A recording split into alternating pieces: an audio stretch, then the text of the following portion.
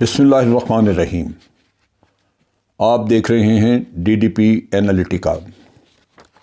آج ہم بات کریں گے ایک ایسی رپورٹ پہ جو کہ 2 دن پہلے منظر عام پہ آئی، اور یہ رپورٹ تھی financial crimes enforcement net work.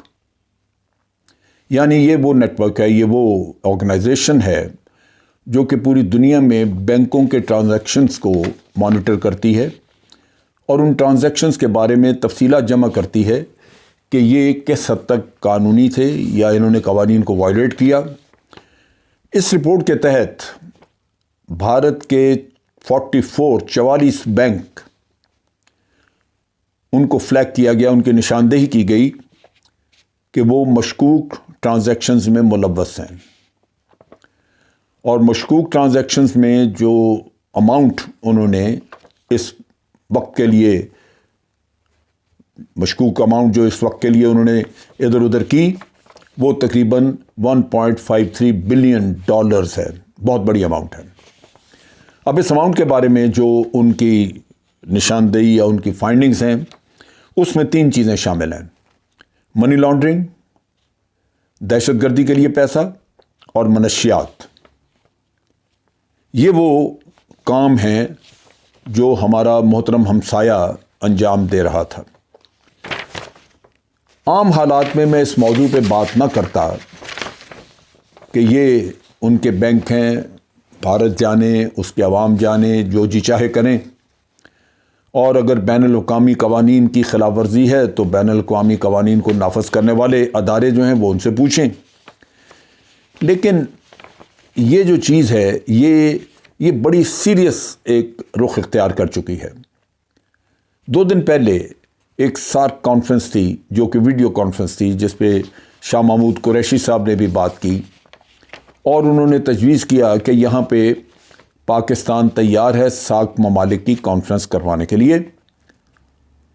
ان کا یہ خیال تھا کہ شاید ماحول کو بہتر کرنے کے لیے ایک کانفرنس جو کہ ریجنل کنٹریز کی ہے اس کو منعقد کیا جائے۔ پاکستان مہمانداری کرنے کے لیے تیار تھا، لیکن بعض ممالک کا یہ خیال تھا کہ وہ اپنے ملکوں میں کووڈ-19 کے ایشو سے نبردآزما ہو رہے ہیں، لہٰذا ان کے پاس شاید یہ وقت نہ ہو کہ وہ اس طرح آ کے تو پاکستان میں کانفرنس سے حصہ لے سکیں۔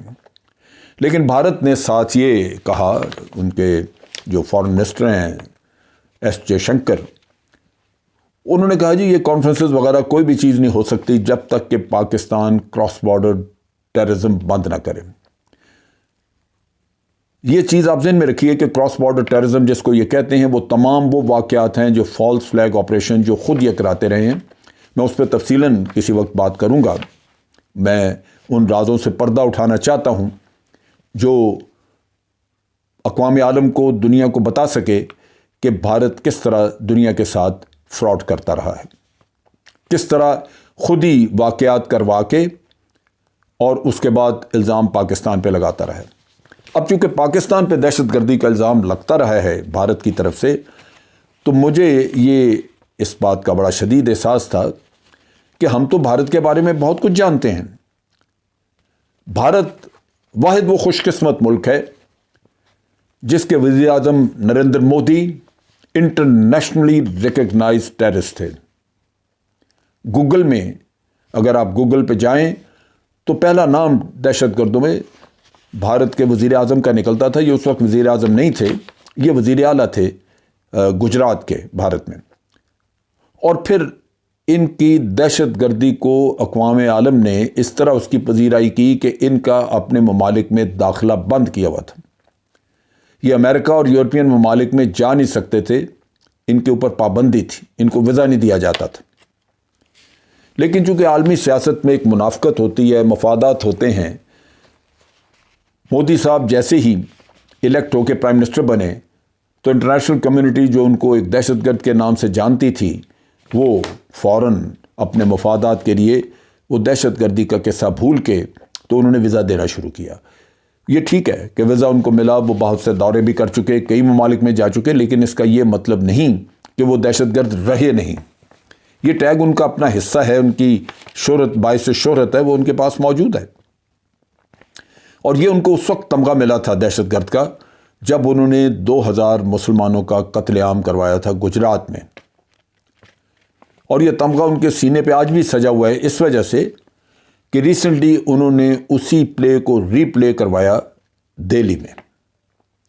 مسجدیں برباد ہوئیں، مسلمان کئی مارے گئے، خواتین بیوہ ہوئیں، بچے برباد ہوئے۔ یہ سارا کھیل آر ایس ایس کی ذہنیت کے ساتھ بی جے پی کے غنڈوں نے وہاں پہ کیا۔ کشمیر میں جو کچھ ہو رہا ہے یہ بھی ریاستی دہشت گردی ہے۔ کیا ایک ریاست نہتے عوام کو اس طرح مارے گی اگر وہ اپنے عوام سمجھتی ہے؟ تو یہ دہشت گردی ہے۔ پھر پاکستان میں بڑے بڑے واقعات، ہمارے وزیر اعظم نے بھی کہا چند دن پہلے، آپ کو یاد ہوگا کراچی اسٹاک ایکسچینج پہ جو اٹیک ہوا، اس کی ساری رپورٹ، ساری انٹیلیجنس انفارمیشن افغانستان سے ہمارے پاس تھی اور پہنچی، جس کا تجزیہ کیا گیا اور یہ اسٹیبلش ہوا کہ بھارت اس کے پیچھے تھا۔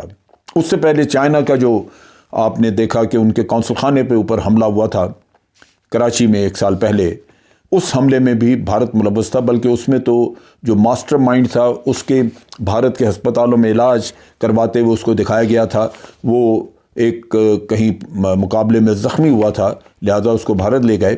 اور اسی طرح یہ جو خالد عمر خراسانی، یہ بھارت میں علاج کراتا تھا، جس کو انہوں نے یہاں پہ طالبان سے علیحدہ کر کے تو داعش والا قصہ اس کو بنا کے دیا تھا بھارت نے، وہ شخص بھی وہیں تھا، وہ علاج کراتا تھا۔ احسان اللہ احسان جو ہم نے یہاں پہ رکھا ہوا تھا طالبان کا، جو کسی زمانے میں اسپوکس پرسن تھا، اس نے بہت ساری تفصیلات بتائی تھیں۔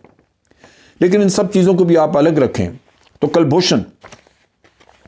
کلبھوشن نے نہ صرف ہمیں منی ٹریل دی کہ پیسہ اس نے کہاں سے لیا، را کے کن کن ایجنٹس نے دیا، کیسے آگے بانٹا گیا، کن لوگوں کو دیا گیا، اور پھر بڑے بڑے واقعات، کراچی میں مہران بیس کے اوپر حملہ، بلوچستان میں ٹیررسٹ جتنے بھی یہ سیپریٹسٹ جو ایلیمنٹ جن کو یہ افغانستان میں رکھا ہوا انہوں نے، ان کے ذریعے جو حملے کرائے گئے، یہ تو ایک جیتا جاگتا سرونگ آفیسر ہے نیوی کا، جو ثبوت ہے اسٹیٹ سپانسرڈ ٹیررزم کا، کہ ریاست کا ایک سرونگ آفیسر یہ کام کرتا رہا، اور پھر بھارت ہمیں الزام دے کہ ہم دہشت گردی کراتے ہیں۔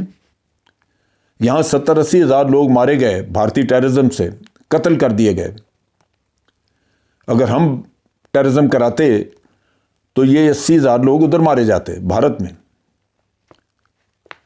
تو آج جب یہ سارا چہرہ بے نقاب ہو چکا ہے، یہ جو رپورٹ آئی ہے جس میں کہ 3201 مشکوک ٹرانزیکشنز ہیں، جن کے بارے میں وہ یہ کہتے ہیں کہ ان کے سرکاری بینک، پنجاب نیشنل بینک اس میں ملوث ہے، اسٹیٹ بینک آف انڈیا ملوث ہے، یونین بینک آف انڈیا ملوث ہے، کنارا بینک اس میں شامل ہے، اور یہ جو ان کے سرکاری بینک ہیں، انہوں نے 200 سے زیادہ ایسے ٹرانزیکشن کیے ہیں جو مشکوک ہیں، اور اس میں شک اگر اسٹیبلش کیا جائے تو یہی 3 چیزیں ہیں: منی لانڈرنگ، جس میں دہشت گردی کے لیے پیسہ، یا منشیات کو دائیں بائیں کرنا، منشیات، ڈرگ پیڈلنگ، اس کی آمدن۔ ان چیزوں کو اگر آپ رکھیں ذہن میں تو بھارت سب سے بڑا دہشت گرد ملک بھی بنتا ہے، اور اس کے ساتھ ساتھ فٹ کیس ہے ایف اے ٹی ایف میں لے جا کے بلیک لسٹ میں کھڑا کرنے کا۔ میں حکومت پاکستان سے درخواست کروں گا کہ یہ سارے قوائف لے کے انٹرنیشنل کمیونٹی کو قائل کر کے ایف اے ٹی ایف میں بھارت کو بلیک لسٹ میں لانے کے لیے ایک مقدمہ دائر کیا جائے۔ یہی سچ ہے اور یہی حقیقت ہے، اس کو سامنے لانا اشد ضروری ہے۔ پاکستان زندہ باد، افواج پاکستان پائندہ باد۔